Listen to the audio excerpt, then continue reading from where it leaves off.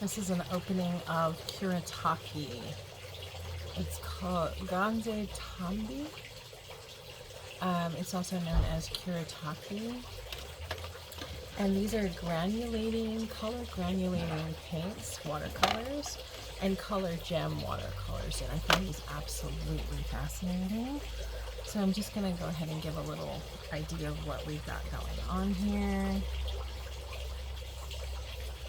So the first thing I'm doing is just putting some water down, and the first color I'm taking is Aurora Violet of the granulating. I wonder if you can see that. Let's see, I'll zoom in here. Oh, can't zoom in or out. Let's try this. There we go. Absolutely stunning the way that moves around.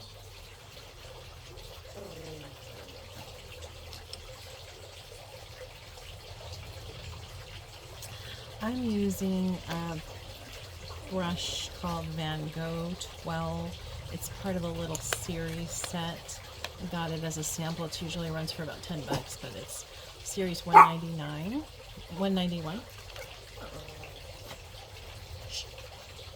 Okay, so what's really cool about these is that they change colors as they dry.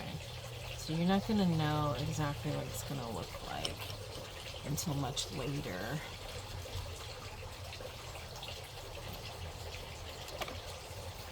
Let's see if I can do this here. Okay, so that would be Aurora Violet. I'm going to go into Aurora Blue.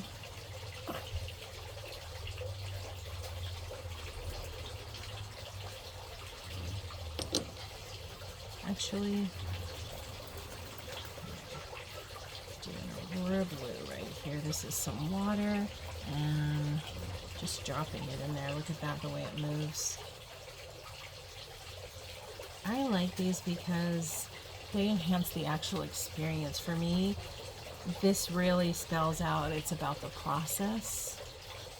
Sure, you can get a really beautiful outcome with these, but as a beginner, I'm only 3 years into doing watercolor. This is wonderful for the process. The way that it's blooming and moving across the page is absolutely phenomenal. I've experienced a lot of different paints that are granulating, and I really like the way these move. These move different than any others that I have seen. The next color I'm going to show you is Aurora Orange.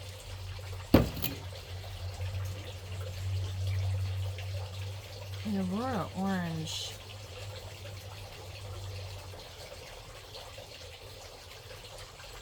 does the most. It changes the most as it dries, more than any of the others so far from my experience, but I'm still very new to this.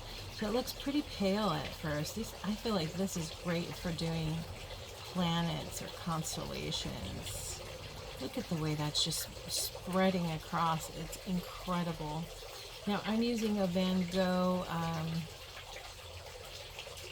pull and paint watercolor paper. These little edges are made to go right back into your spiral notebook, and this is cold press, and this is great paper for this because it really allows the paint to do what it is made to do, which is move around and change. That's going to be really exciting. You're going to see how that changes. Hopefully the battery on my phone doesn't wear out before you can see it. And then the next color I'm going to show you is Aurora Pink. Now I like to put water down first, but I'm just going to put it down. It's so much. It's so vivid and so concentrated, but I'm going to do it the other way this time. I'm going to add the water second. And just look at that. Even putting it on dry, it is still moving a lot and doing its thing. Absolutely phenomenal. If you want something to be very bright. I like bright, vivid watercolor. I was never much of a pastel person ever. So these are extremely fun for me. Look at how these are changing down here. Phenomenal. Okay, so the next color I'm going to show you is Aurora Red. Aurora Red is pretty exciting. It changes a lot like this one. I'm also noticing too, depending on what light I'm in, I'm able to see more of what it's doing and how it's changing. Look at that. Phenomenal. So beautiful. Just all these different colors, and I didn't even have to do anything. I just literally just set it down and it's making it look incredible. Look at that. This paint is doing some things that I have seen watercolor painters who have been painting for 10, 20, 30 years. Some of the things that they do, this paint is like doing some of those things all on its own, which is kind of nice for a beginner because, you know, we can't learn all the techniques right away. So this is really nice to have some help in this way. I feel like these are really unique. And they're just becoming more and more vivid as they dry. And it's fun to see them change and go through all their different phases that they're going through. So this next, that was the entire granulating Kuretake. Now in April, I guess they're going to come out with another set of these Kuretake granulatings, and I think that's super exciting. I'm just like ready. I want them. And these were not expensive either, which was exciting. So now I'm going to go through these gems. These are watercolor gems. And these are really sparkly, and I feel like I love these. Hold on. Here we go, before my battery dies. So this is what they look like. And I'm just going to put them down real quick. Oh, you can tell I still have a lot of... These brushes really do pick up a lot of pigment. Okay, I'm going to drop... First one I'm going to drop is the Gem Red. That's really pretty. Looks rust. I have a feeling it's going to look more red later. Now I'm going to pick up some Gem Pink.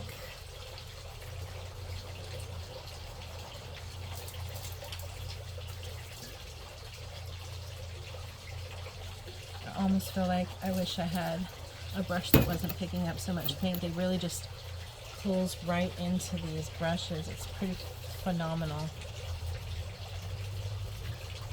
It would probably be smart to use all of one color and then move to the next. I'm going to drop some pink into this one. Oh, the pink is really pretty. It's very vivid. That is incredible. And these are definitely moving differently than the granulating. They still seem to have a bit of granulating effect, which is exciting. I'm going to actually pick up another brush here. And we're going to mop it. I'm just going to make another circle here. Let's put a circle right in here. Oh, you know what? I'm going to put a circle by the purple, because I'm going to go into the gold now. The gold is unlike anything I've ever seen. The gold is incredible. I already experimented with the golds. So I saw these online, and then my local art shop was having a demo on them. And I found out that it was having a demo on them because I liked what I saw so much online that when I saw that there was going to be demos at my local art shop, I was like, oh, are they going to demo this? I have to see this. And sure enough, they were, and I tried the gold, and the gold is unbelievable. The way that the gold dries, I've never seen a watercolor like that. And I've worked with acrylics too, and I feel like this is just something different. Even I like this even better than any of the gold acrylics I've used. It has this, it doesn't droop, it's not drippy. It is so, it feels like fancy gold leaf. And you know when you got a really nice book and it has that gold leaf on it, on the pages when it's brand new? It's like that. It's so, it's gilded. It's incredibly beautiful. I can't get enough of that gold. It's so pretty. Okay, so I'm going to hurry up and get to the rest of the colors before I run out. Now we're about to try green. So I'm going to put down some water here. Water, water, water, water. Okay, green. And I don't know if you're supposed to get all, I mean, I imagine you're supposed to get all the previous color off your paintbrush before starting a new one, but look at that. I'm just blopping it in there. Because I'm only 3 years in. I'm still a beginner. I've never had an actual watercolor class like that teaches me a lot about what to do and what not to do, and that's okay. I've been playing. The classes that I have had have been really fun, and they've been more about the process. So that's the green. I'm curious to see what the green is going to do. That red really came out very rusty, and that's kind of interesting. It's looking a little more orangey up on the camera, but I can tell you that when I'm looking at it from this light, we have a hot pink here and a rusty. This is definitely very rose. It looks a lot less pink in real life than it looks like on the camera from what I can see here, but it is, there are different shades. It looks like a galaxy. It looks like a planet. It's incredible. Okay, we're going to the blue. Time for blue. Let's go blue. Oops. Just gonna drop some blue in there. So that's the blue. That's really pretty. Really pretty. I think they go well together too. The granulating and the gems. I just wonder if maybe the gems would make nice little highlights on top of, because this already has some blue, so what if we added a little blue here and added a little blue there? What if we added a little blue there? Yeah, that's gorgeous. Absolutely gorgeous. Okay, one more circle here. Let's do one more circle. Let's see. Really, these brushes, these Van Gogh brushes are pretty good, but they really pull up a lot of this paint. So here we go. Oh, look at that. You can go like that, and it moves into something else. So I put this one down a while ago, but it's still able to move. It takes a while to dry. Most of the time, watercolor I feel like dries very quickly. If you've ever experimented with oil paints, I would say this is the difference. Like, this is drying much slower, kind of like oil paints dry much slower. These granulating and gem paints, I think, dry much slower. I have another painting that I just did maybe 15 minutes ago, and I'm going to go grab that. So this was gem violet, gem blue, yellow gold, gem pink, and gem red. And I'm going to show you a painting that it's not even dry, but it was like 15 minutes ago. It's still drying. But look at that. Now this is just the granulating. Look at all the different, like, I literally just made circles with water and dropped. Each one has its own color, and there's just so much variation. Incredible. Absolutely amazing. I'm really excited to see what could be done with this. I would imagine that more experienced artists could do phenomenal things with this, but as a beginner, I'm very happy with what this looks like. This is incredible. So exciting.